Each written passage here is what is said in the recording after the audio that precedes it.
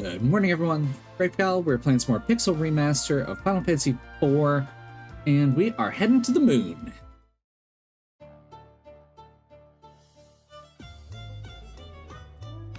We are going to immediately head to the tower where we get the kind of mediocre prophecy multiple times.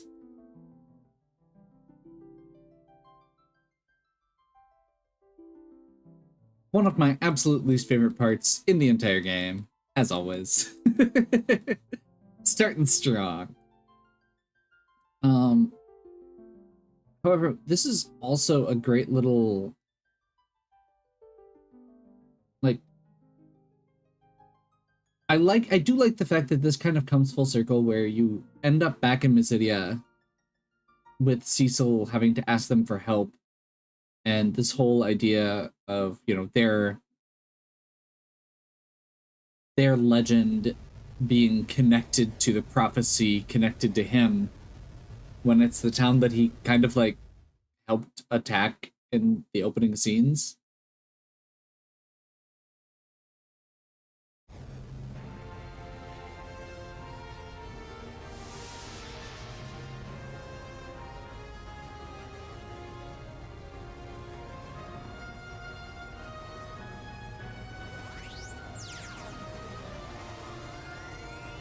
And we get the crazy spaceship. Because apparently this game needed a spaceship.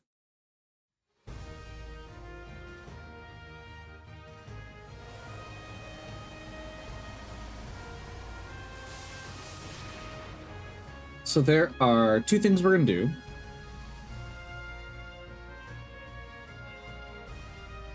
Okay, there's a crystal inside that allows you to navigate to the moon.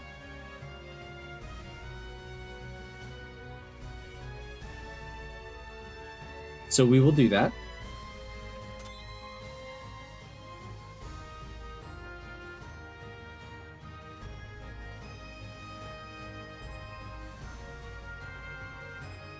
Ooh, that is actually a lot of the like airship scenes I have not been super happy with. This is, I think, my favorite change that they've made.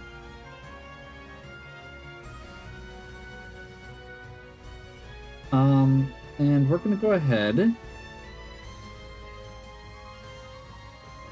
We're going to land right here.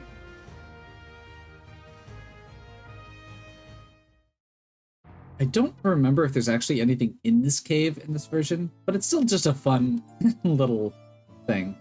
Okay, there is a shop. That's what I thought. I'm just going to go ahead and buy a few things. I don't know that we actually need that much here. This has sirens for sale. Not that we need leveling, but we could. Okay.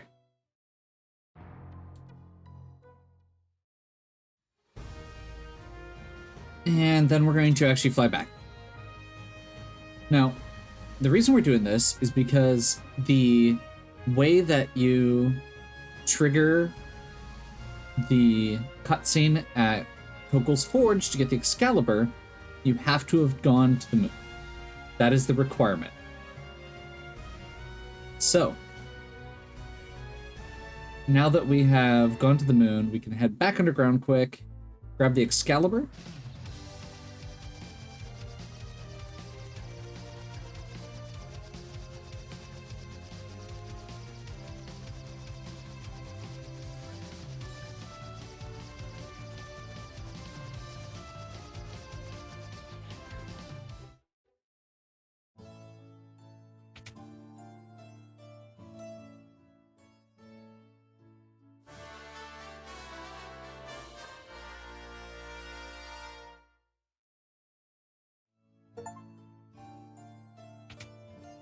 And I believe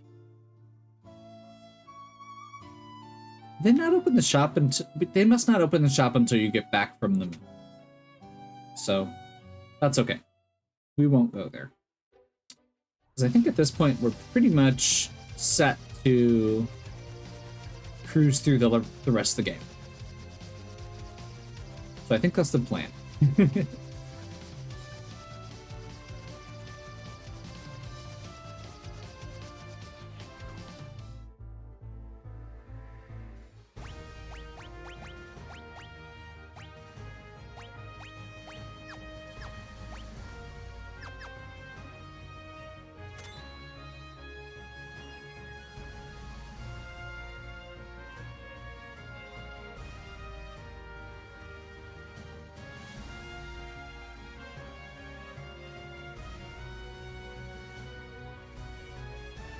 So there are 2 areas on the moon that are worth going to. There's Bahamut's cave over here, which we're going to hold off on. And then there is the lunar subterranean. Now, all of this is in this version of the game, and in most versions of the game, is not something you can land on. So I believe it is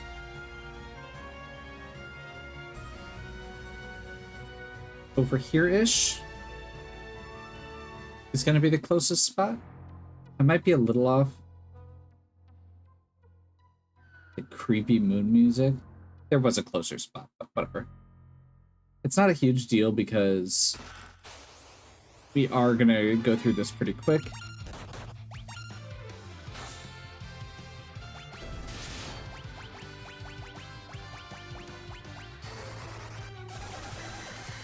These enemies are pretty beefy, as you can see here. We're getting to the point where, honestly, a lot of the enemies are going to be almost more challenging fights than the bosses in a certain way, because the bosses are more predictable. Oh, that's why Edge isn't doing much. It's because I still have the claws on him. Rydia really needs to get Quake. That'd be great. Ooh, Lunar Curtain is good, and a Golden Apple's good.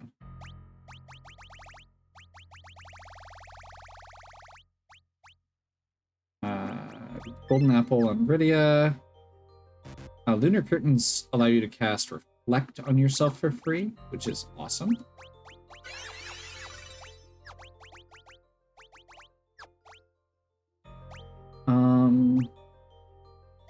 Yeah, let's go Gotetsu.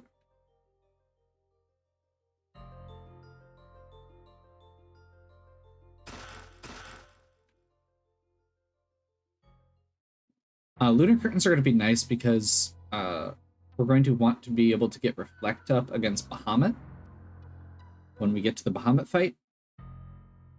Oops, sorry.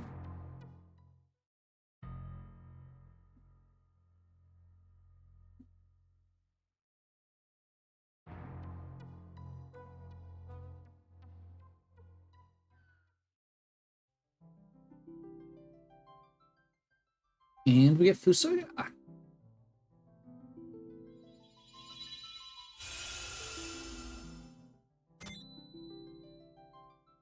Fusoya, the walking mop, who protects the slumber of the Lunarians. I feel like this is one of the things that doesn't ever really get explored. The Lunarians are slumbering. Does that mean that there's just a bunch of crazy, powerful people?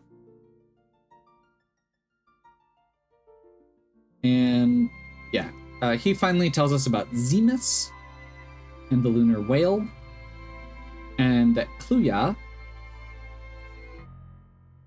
had Kluya, one of the Lunarians, had 2 children, including Cecil.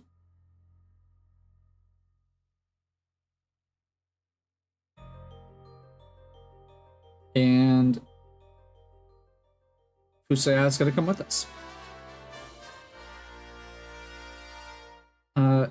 Bit of a lore dump here, and not something that's super well explored. Again,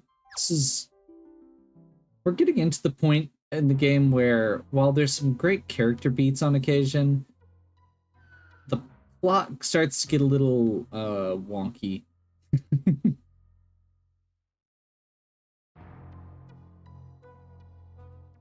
There's some stuff where they were definitely, trying to do some Star Wars-y stuff.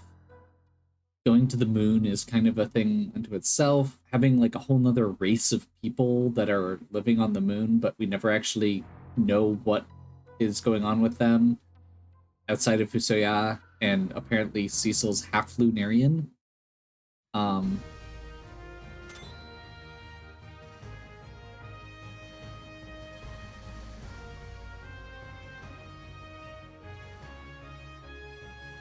And head straight back.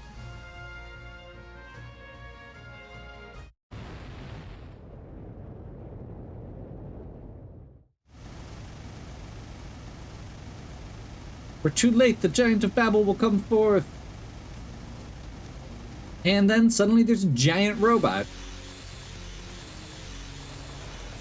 Yeah, again, they've always kind of had this weird interaction where, you know, there's this oddly technological feel to some of the towers, and suddenly giant robots and spaceships and moon bases is kind of sensible, but also none of the architecture in this area matches the stuff that you see on the moon. So it's like, I thought this was supposed to be stuff that came from the moon, but it also isn't.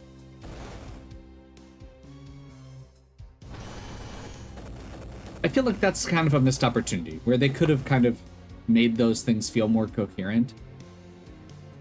Maybe reference the Lost Ruins a lot earlier. And now we defeat the giant with the power of friendship. The dwarven tanks with Yang.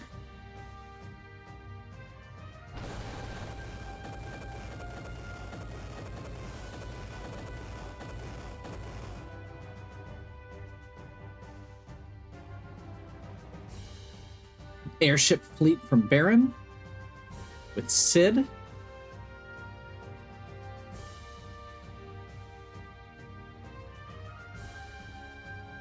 Hallam and Porum, who have been restored with no explanation as to why. And Edward, who has dancing girls on his ship for some reason.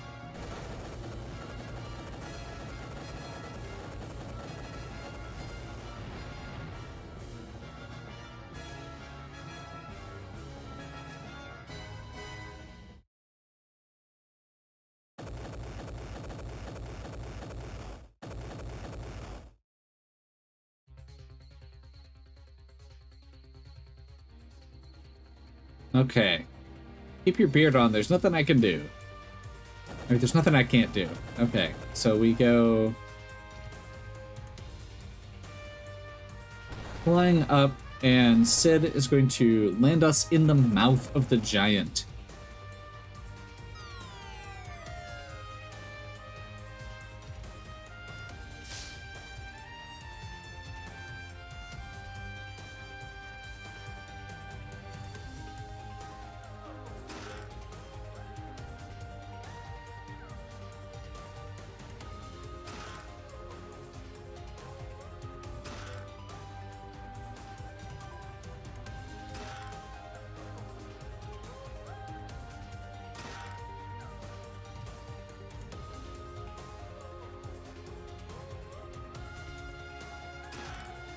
I thought that was going to... Okay. For some reason I was thinking that was the trap chest. There's one trap chest in this area.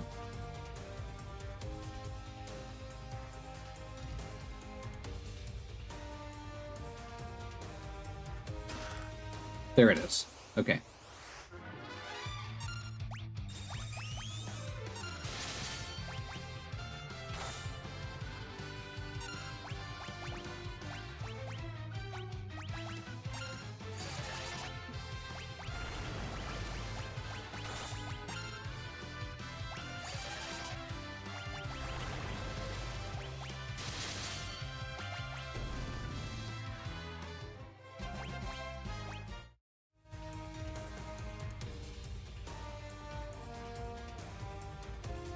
Why is there a...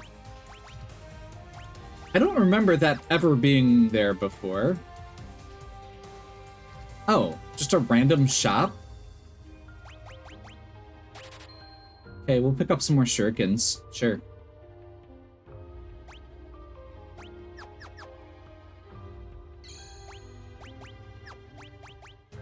Specifically, shurikens are great against the one of the upcoming bosses.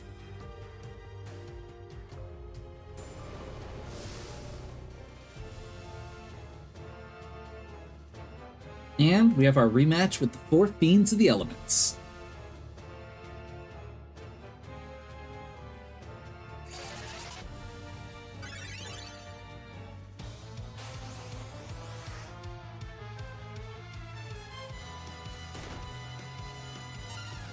This is one of those fights that we are just going to, or we should just absolutely destroy.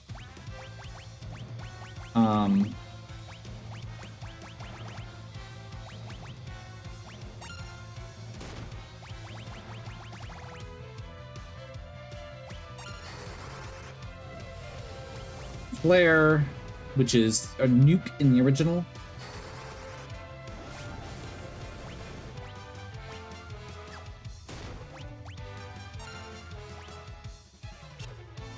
Huh. Okay, they must have made this a longer fight, because this is... I think we've done more hit point damage than the original one would have already taken to move to the next phase. They've also changed the order of them. Interesting. So this is actually... most of the fights we've done are a little different. This fight is completely different than the original. And by the original in this case, I do mean...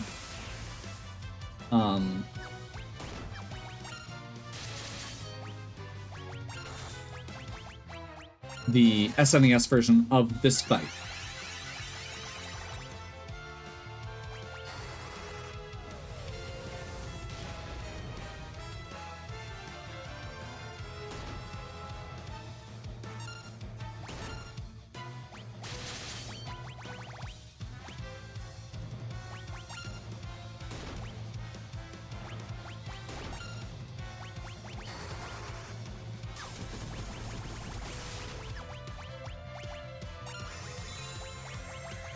Apparently they changed what the way his weaknesses work too. Okay. I'm not sure how I feel about this.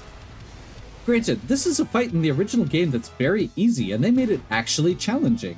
I'm gonna lose.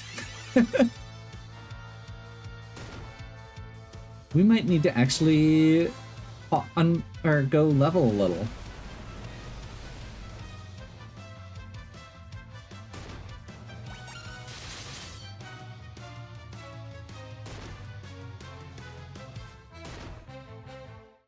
Okay, that just happened. So part of the problem there is I went into that assuming I knew how it was going to work. And I was wrong. Let's go ahead and just burn a siren. That'll work.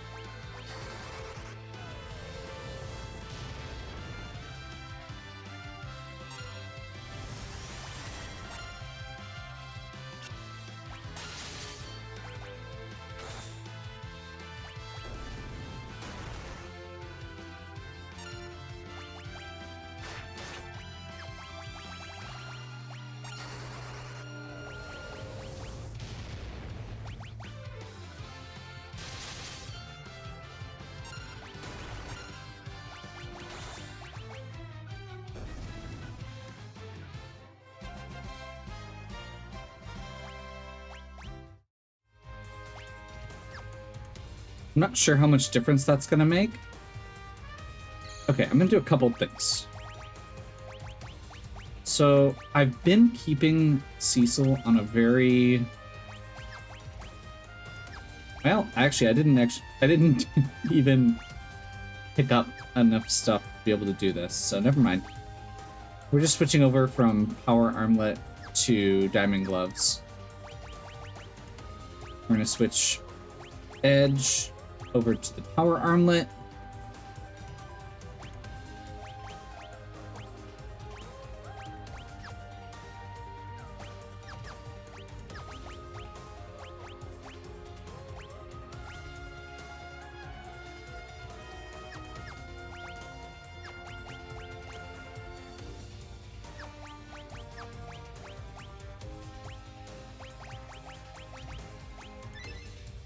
That was not what I was trying to do, but okay.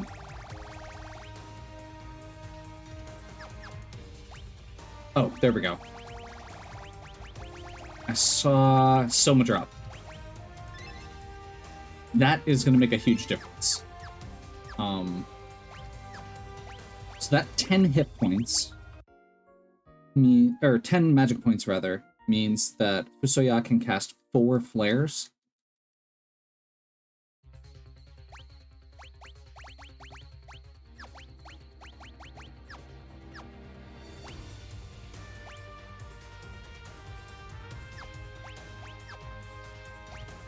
On.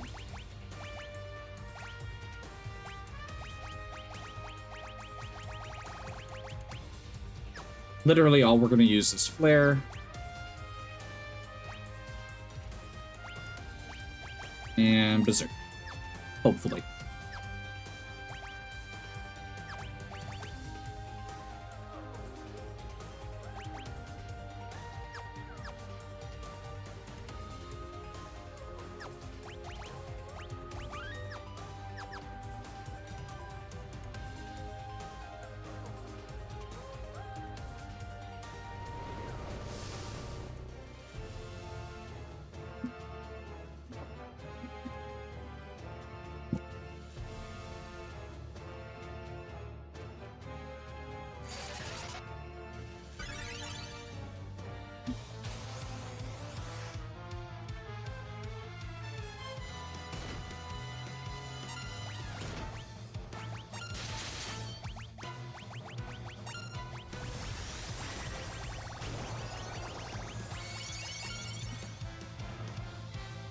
Oh, crap. That's right. He's undead, so drain effects work opposite on him. That was a mistake.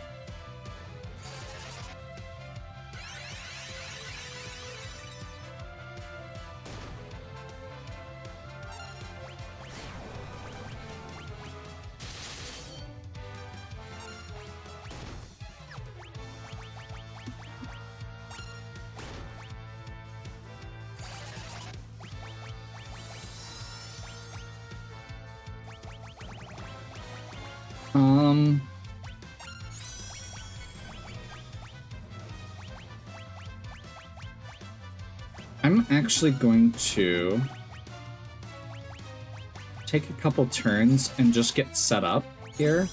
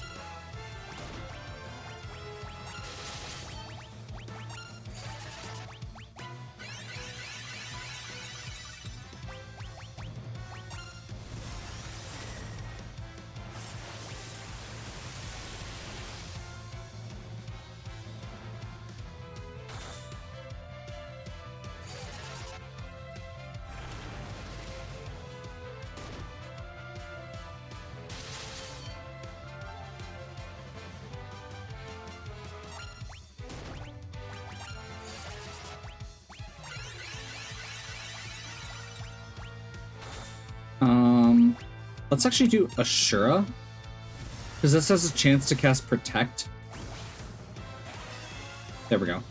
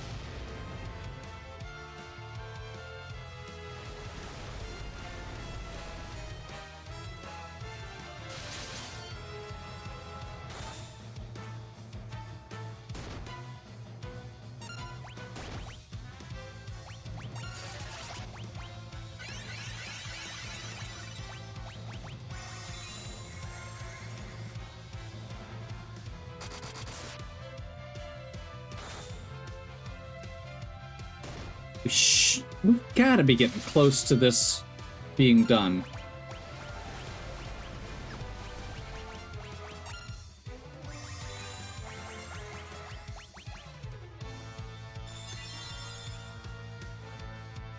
We've still got 2 more phases to go, so yeah. I do like the fact that they actually changed these so they're in the right order now. Man, do they hit hard.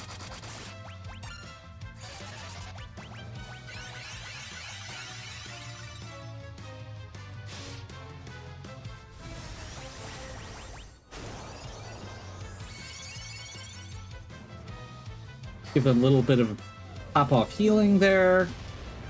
So yeah, tosses a flare out. Real quick through that Vivalis. Or Barbariccia.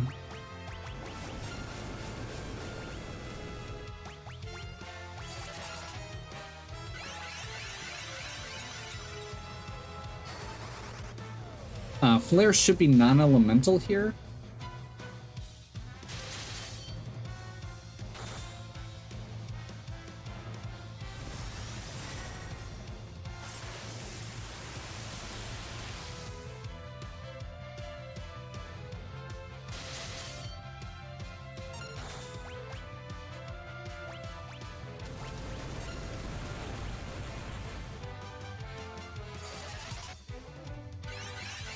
And I just realized I accidentally did a physical attack with Fusoya, which is silly, but oh well. That would have been hilarious if it ended up finishing him off, though, right?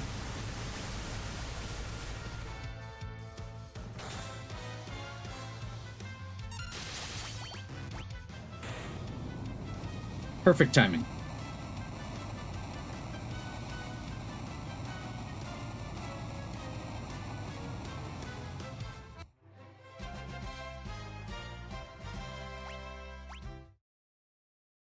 Man, it's almost like when you turn the XP curve down and back to neutral and don't do any random encounters, you end up not hitting the levels you need.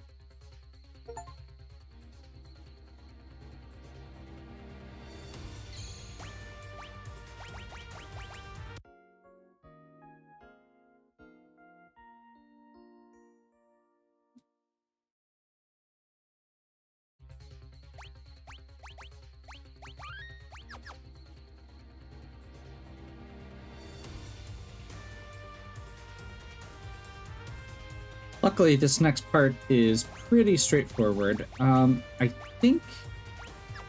don't think we have Fusoya for the... Oh, we do have Fusoya for this fight. Maybe?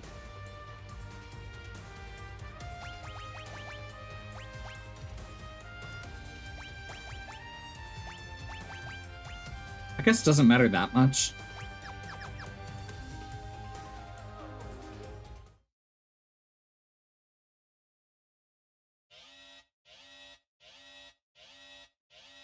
Horror of the Giant, CPU. You have to destroy the defense node before it can repair the CPU. So, this is one of the fights in the game that is probably the most...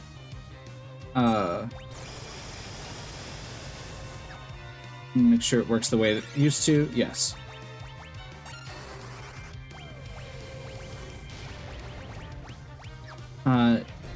If you know how this fight works... It is really straightforward, just a little time-consuming.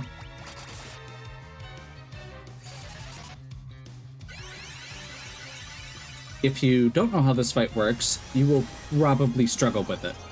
So the way that CPU works is if you kill both... so the attack node heals or attacks you for 10% of your hit points every round.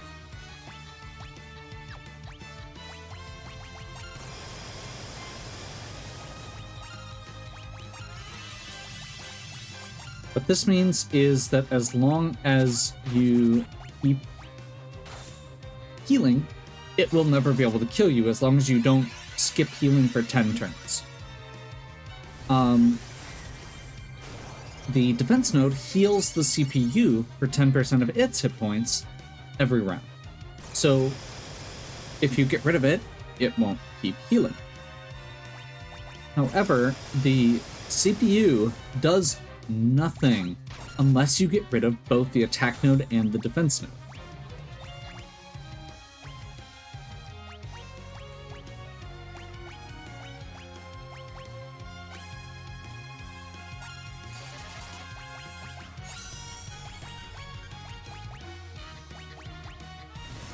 It also creates a wall, so you can't cast black magic on it, but summons go through Reflect, which means that we can single target Sylph.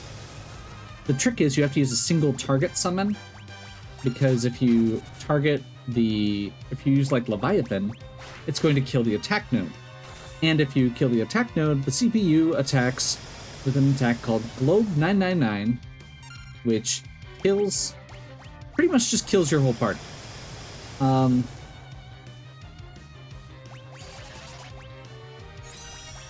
Well, I guess it doesn't automatically kill the whole party, technically.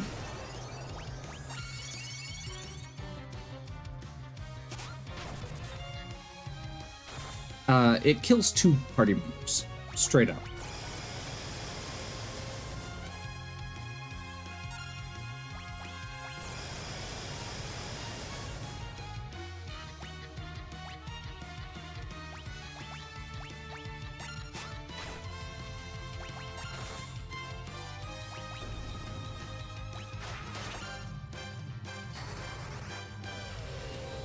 So, this becomes a very rote fight once you know how the systems in it work. Very straightforward.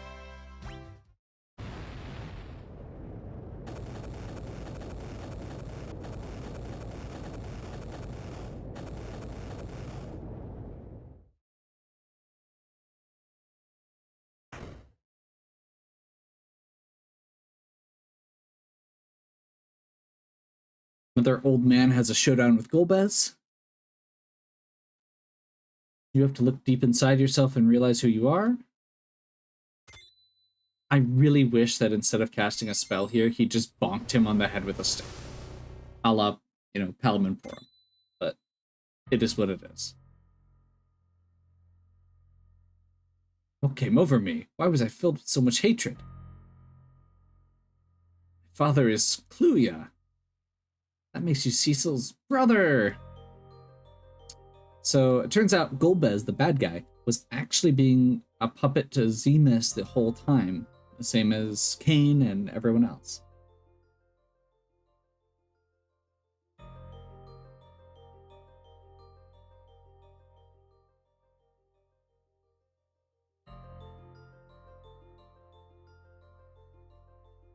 Wonder why you were chosen. It easily could have been me. We both have Lunarian blood.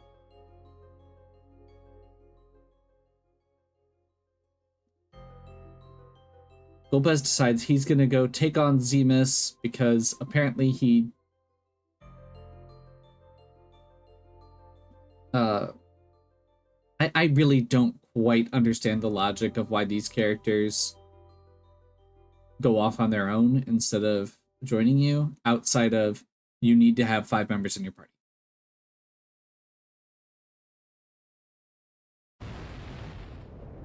Because if Zemus can control Lunarians more easily, why would you send 2 Lunarians to fight him?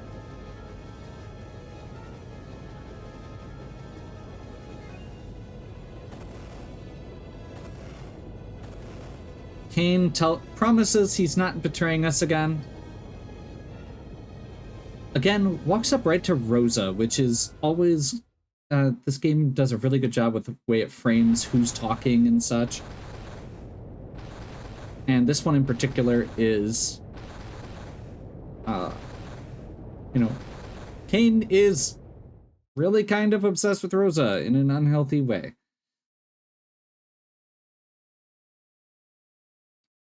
I don't expect you to forgive me.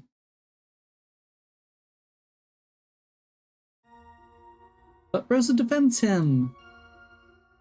Because Zemus had control over Golbez and Cain.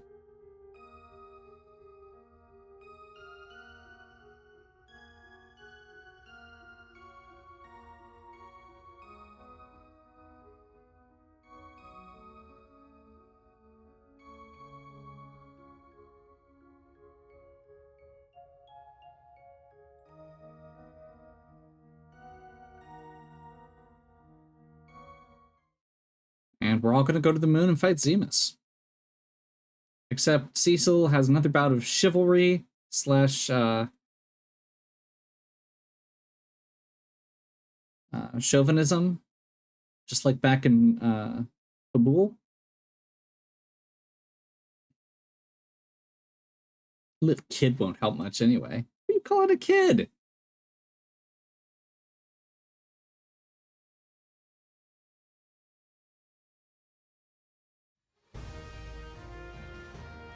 I'm sure that the intention here is to trick you into thinking that it's going to be those three plus Fusoya and Golbez or something.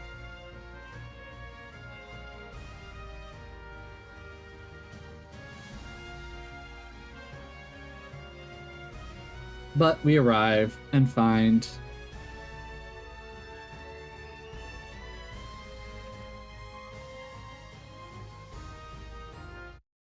that Rosa and Rydia were chilling in the entryway. She doesn't want them to be apart, no matter what happens.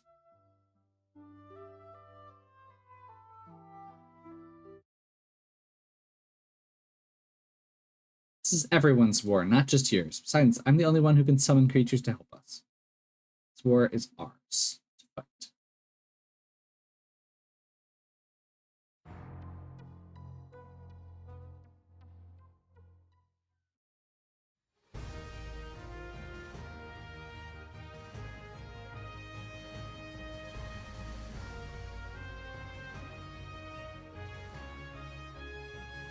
And I think we've got time for one more goodie here.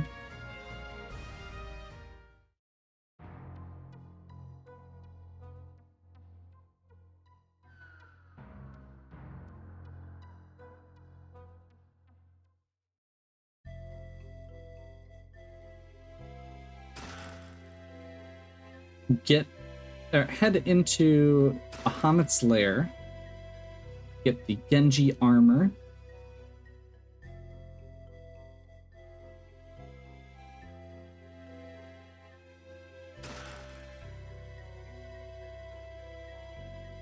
Oh, they added little icons for the behemoths in here. That's kind of cool.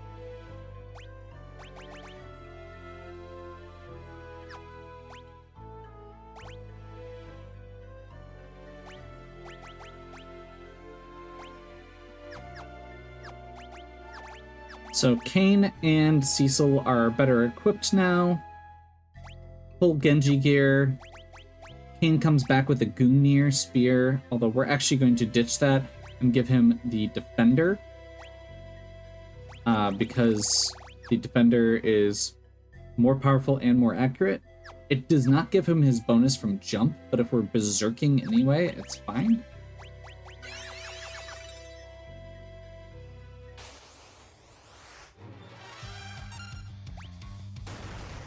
And actually, we're probably going to...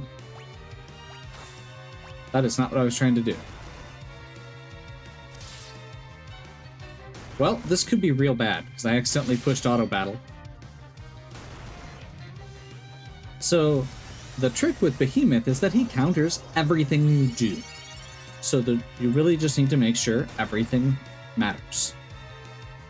And of course, what we did is make it so we did a bunch of wasted actions that don't matter.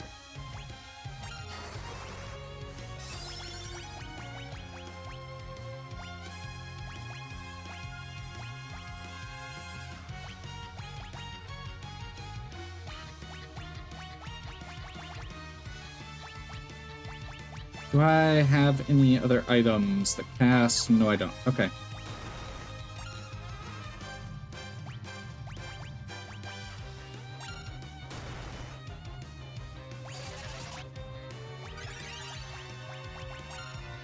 Go ahead and do Ashura.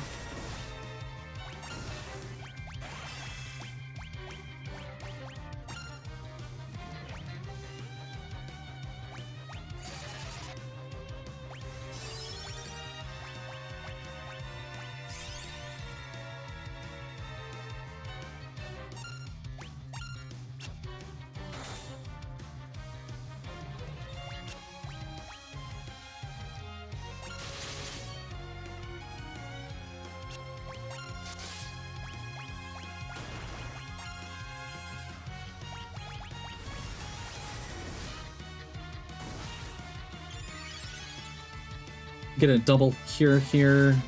Whoops. I could have just done a blink.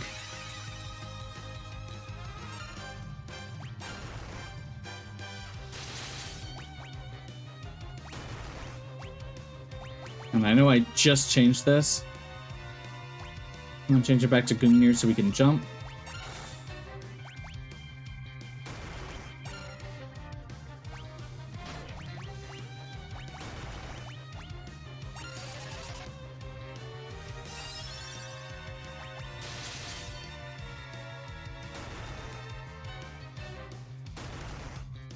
The reason we put Blink on Cecil first is that he has the cover ability, so if other people take a few hits, he's going to jump in front of them anyway.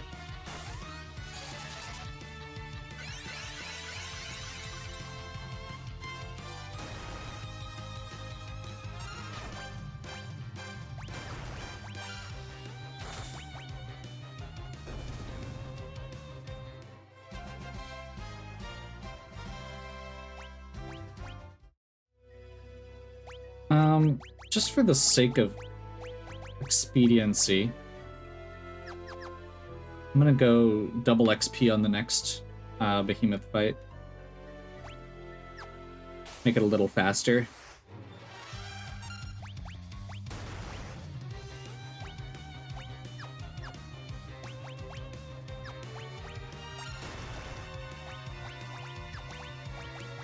Mirage.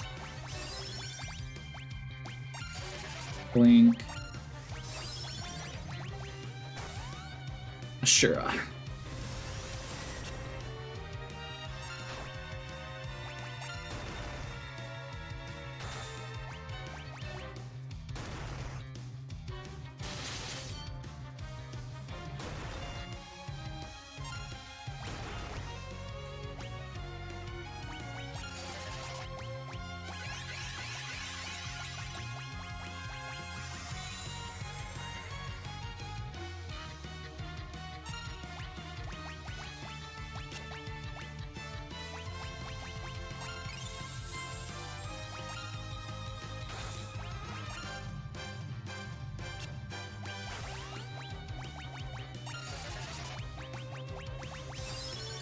Dry Ether to get Ridio's magic back up, and then sure it keeps casting Life, which doesn't do us any good here. Good crit.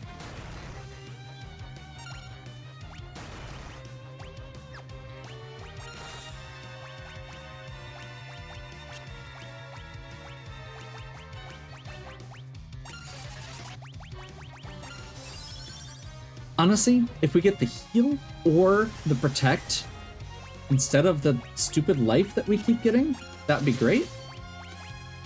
But, oh well.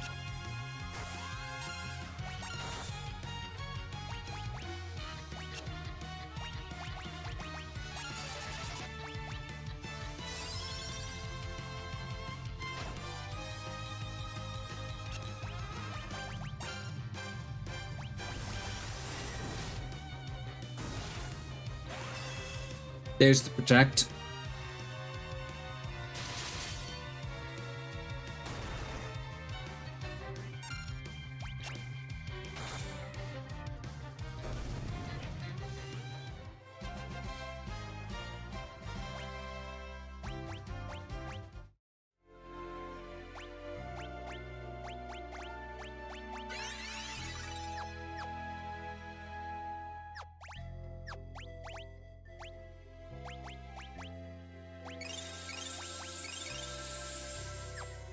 Burn a couple ethers.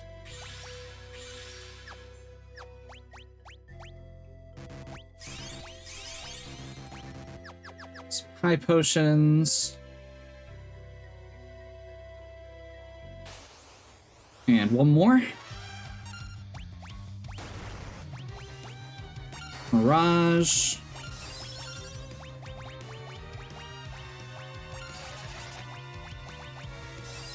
Blink, Shura. Let's get the protect early this time, maybe. Would be great. Perfect.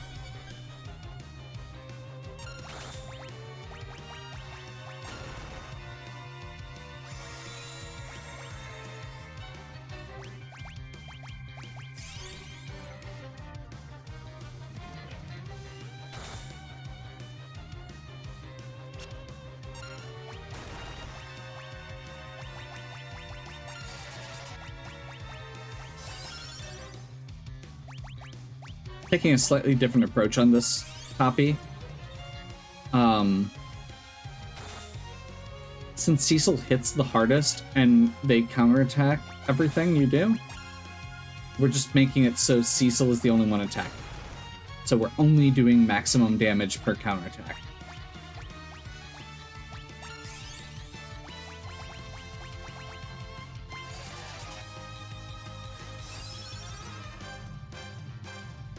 Now the downside with this version of this, or with this strategy, is it means that Cecil can't use Protect because he doesn't jump in front of people when he's there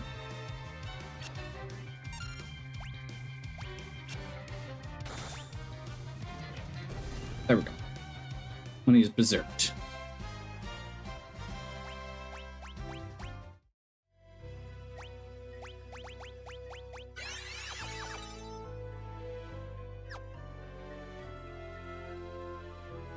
The God of Summons. You may have won Leviathan over, but that proves nothing. I, Bahamut, God of Summons, shall deliver final judgment. Let's do this.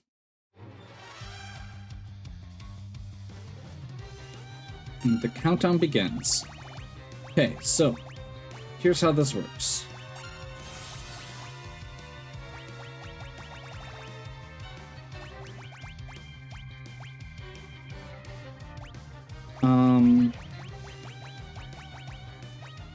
Where is it?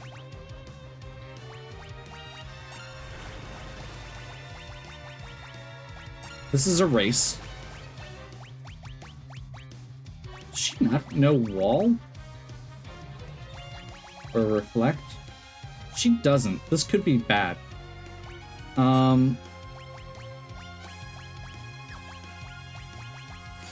Okay, I guess we're actually racing here. We've got one backup of Kane being able to reflect here.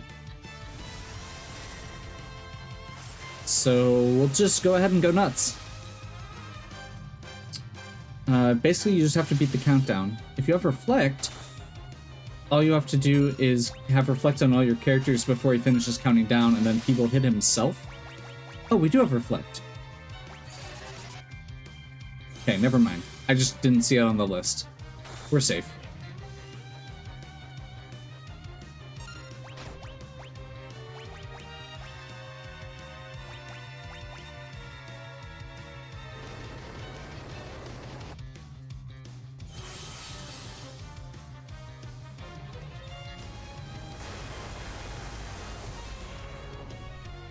That's pretty cool looking. But he also reflects it onto himself.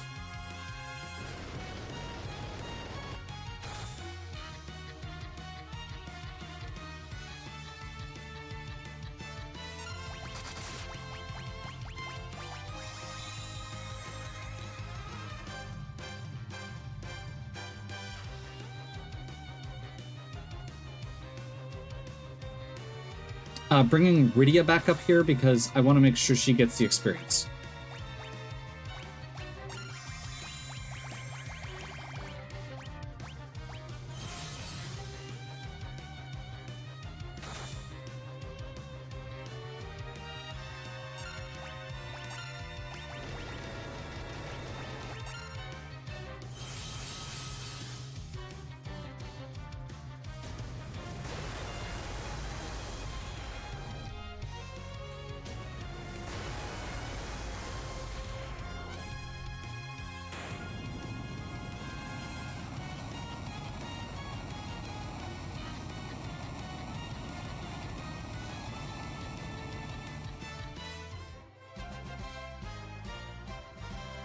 Take that. Honestly, Rydia is the one who needs the levels the most at this point. So getting Bahamut is awesome. Having some more options in our pocket, getting a few more levels is something I'm okay with.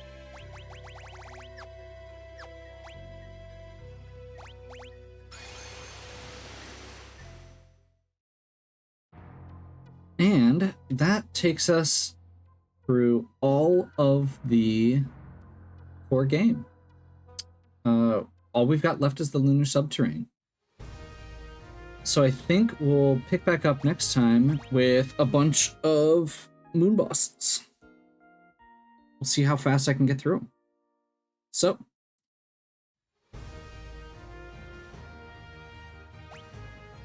hopefully you're still enjoying. If you are, please give me a like and subscribe. Check out the other content on my channel. If you have any questions or suggestions, please leave them in the comments. And as always, have a good one. We'll catch you next time.